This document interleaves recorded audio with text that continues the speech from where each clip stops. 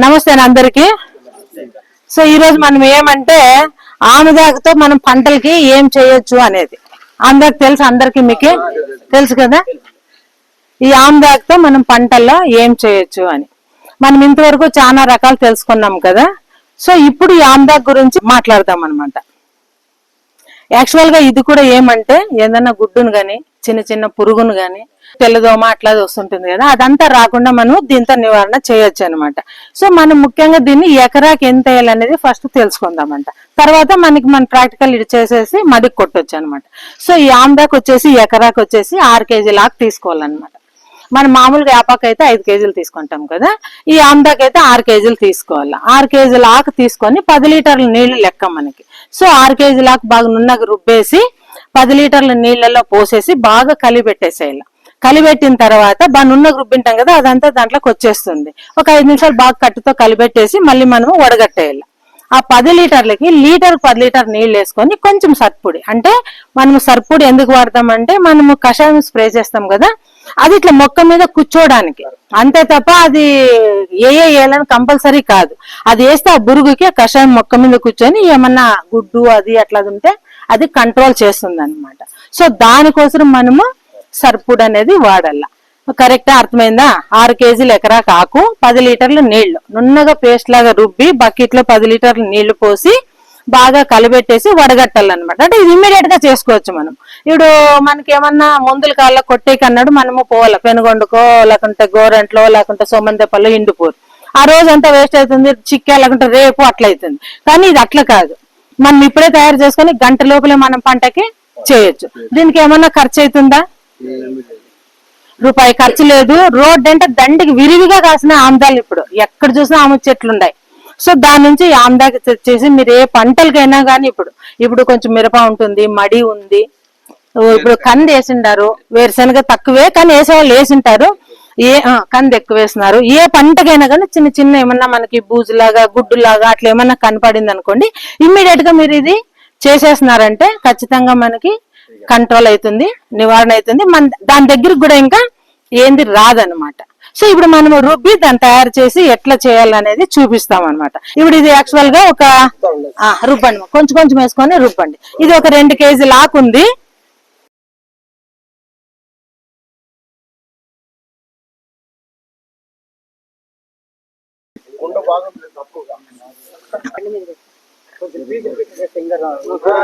ఇంకోటి చూడండి, మనం ఇది రుబ్బి చేసేదాని నుంచి మనకి ఏమీ కాదు, పంటకి ఏమీ కాదు, పర్యావరణానికి ఏమీ కాదు, అన్ని రకాల మన ఆరోగ్య పరంగా కూడా అన్నిటికీ చాలా బాగుంటుంది.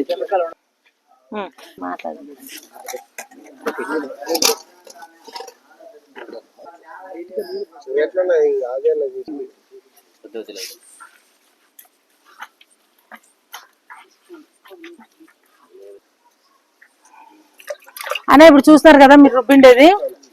ఇప్పుడు మనము 2 కేజీల ఆకు రుబ్బినాం అంటే మీకు చూపించే కోసం. మనం మామూలుగా ఎకరాకి ఎంత ఆకు అని చెప్పినాము? 6 కేజీలు. 6 కేజీలకి ఎన్ని నీళ్లు పోయాలా? 10 లీటర్లు రుబ్బి పేస్ట్ లాగేసి 10 లీటర్ నీళ్ళు వేసేసి మళ్ళీ మనం వడగట్టుకొని 10 లీటర్లు అన్నాం కదా, కొంచెం సర్పు పొడి 2 కేజీల ఆకు వేసినాం కదా. 2 కేజీల ఆకు అంటే నీళ్ళు ఎన్ని వేయచ్చు? 3.5 సరిపోతుందా? ఓకే.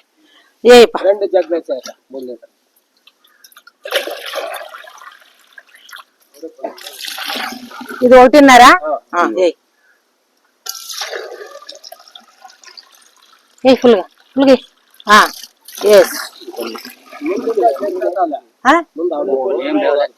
ముందు చాలు అయిందా? కట్టేది అన్న చూడండి, అట్లా బాగా తిప్పేయాలి. ఫస్ట్ బాగా తిప్పు. అందుకే మనం పెద్ద బకెట్ తీసుకున్నాము. అది మిక్సింగ్ కూడా ఇంపార్టెంటే. మన ఊరికి వేసేసి ఇంకా బాగా నున్నగైనంత అది దాంట్లో రసం బాగా వస్తుంది. మీకు ఇంకా ఒకటి తెలుసా, ముందు కాలంలో మాగాళ్ళ దగ్గరికి సద్దలేసుకొని పోతా అంటే అప్పుడు ఏం చేస్తానంటే మా అమ్మాయి అని మేము విన్నాము, మేము పోయినాము కోసేటప్పుడు. మా పక్కన మాగాళ్ళు ఎక్కువ కదా, ఒడ్లు మళ్ళు ఊరికే గంపకు తట్లు గిట్లు తెచ్చేలే, గ్లాస్ ఒకటి తీసుకొచ్చేది, ముద్దు అంతా వేసుకొని వచ్చేది. ఆమె చెట్లు చుట్టూ మా అమ్మ కళ్ళం చుట్టూ పెడతా అనమాట. ఇప్పుడు మామూలుగా ఆడంతాడే ఉంది, ఆమె దాకా ఇట్లా తుంచుకునేది, దాంట్లో అన్నం పెట్టుకునేది, తినేసేది. అంటే అది కూడా ఆరోగ్యానికి చాలా మంచిది. మనం అరిటాకులో ఎందుకు తింటాము? దాంట్లో ఉండే మంచి గుణాలు మన అన్నంలోకి వచ్చి మన ఆరోగ్యం బాగుండాలనే అరిటాకు భోజనం అనేది అందుకే. సో ఆమెదాకు కూడా అంతే. ఓకేనా? సో ఇప్పుడు వేసినాం కదా మనము 3.5 లీటర్ నీళ్ళు వేసినామా. ఇప్పుడు వడగడదామంట. వడగట్టిన తర్వాత దానికి లీటర్కి 10 లీటర్ నీళ్ళు వేసుకొని స్ప్రే చేయాలి.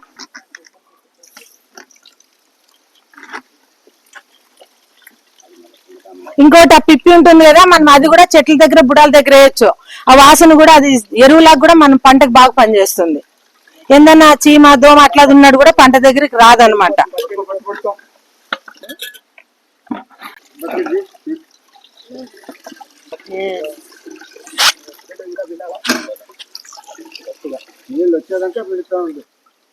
చూడండి, ఇదేమి అయ్యలేదు, చేత్తో ముట్టుకున్న ఏం కాదు. ఎడన్నా గాయాలున్న గోర్లలో కూడా వెళ్ళిపోతుంది. ఇది కానీ యాపకు కానీ కానిగాకు కానీ మనం ముట్టుకుంటే చేదవుతుంది. చేదుకి ఇది ఏమయ్యలేదు.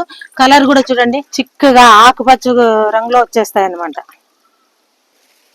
సో ఇప్పుడు మనం చేసినాం కదా దీనికి ఏం చేయాలంటే అప్పుడే మాట్లాడినాము, అంటే కషాయం పంట మీద కూర్చొనేకి బురుగు రావాలన్నమాట. దానికోసం మనం ఊరికే ఒక 50 గ్రాములు అంత అనమాట. మనం ఇది కావాలని కంపల్సరీ కాదు, కానీ పంట మీద కూర్చోవాలంటే ఇది వేయాల అంతే కొంచెం.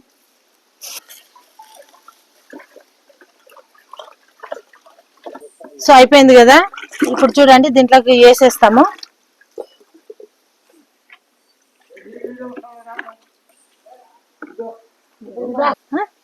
చూడండి ఇప్పుడు ఒక జగ్గు మనం ఇది వేస్తాం కదా.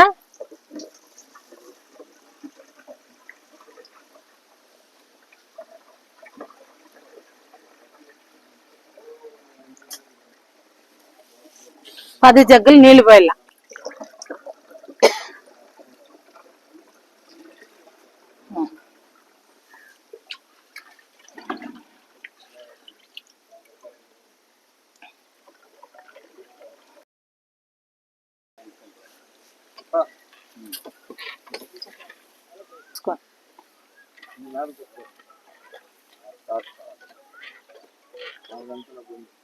చూడండి ఎడన్నా గెర్రె ఎర్రగుంటే కూడా పోతుందనా దానికి. ఇప్పుడు మనం చేసినాం కదా.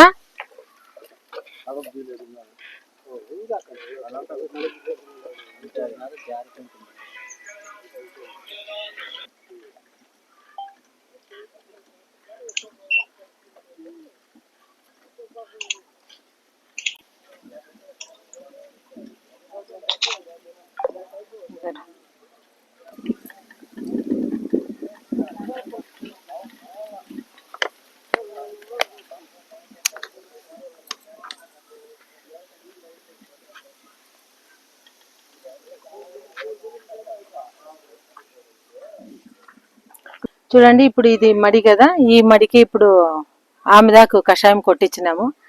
సో అది చిన్న ఇప్పుడు దోమ ఏమన్నా ఉన్నా కూడా దానికి రాకూడదని మేమైతే ఇంతవరకు దీనికి ఏమి రసాయనిక ఎరువులు వాడలేదు.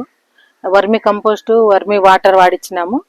తర్వాత ఇప్పుడు ఆముద కషాయం, ఎందుకంటే ఎక్కడైనా కొంచెం చిన్న గెర్రి ఎర్రగైనా కూడా అది వెళ్ళిపోతుంది అనమాట. సో ఈ విధంగా రైతులందరికీ తెలియచేసి కూడా అది ఎట్లా ఏం చేయాలనే పద్ధతిలో మడికి దీన్ని స్ప్రే చేయించినామన్నమాట. నమస్తే.